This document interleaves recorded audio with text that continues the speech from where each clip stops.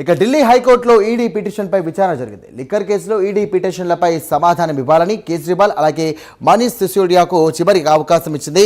వారం రోజులుగా సమాధానాలు దాఖలు చేయాలంటూ కూడా ఆదేశించింది.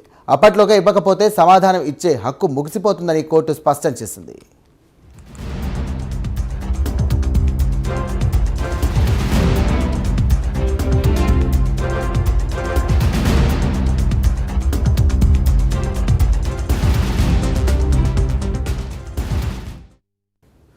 ఢిల్లీ హైకోర్టులో ఈడీ పిటిషన్లపై విచారణ జరిగింది. లిక్కర్ కేసులో ఈడీ పిటిషన్పై సమాధానం ఇవ్వాలని కేజ్రీవాల్ అలాగే మనీష్ సిసోడియాకు చివరి అవకాశం కల్పించింది.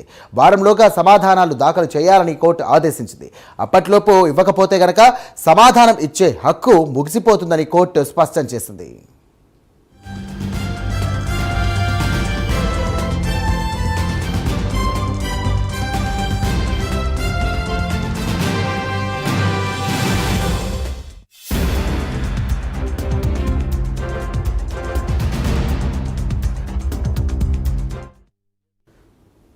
రాజ్యసభ సచివాలయానికి ఆప్ లేఖ రాసింది. రాజ్యసభ పార్టీ ఉప నాయకుడి పదవి నుండి రాఘవ్ చద్దాను తొలగించాలని ఆప్ కోరింది. ఆప్ కోటా నుండి ఆయనకు మాట్లాడే సమయం కేటాయించకూడదంటూ కూడా లేఖలో పేర్కొంది. ఆప్ ఉప నాయకుడిగా అశోక్ మిఠల్ను నియమించాలని పార్టీ కోరింది.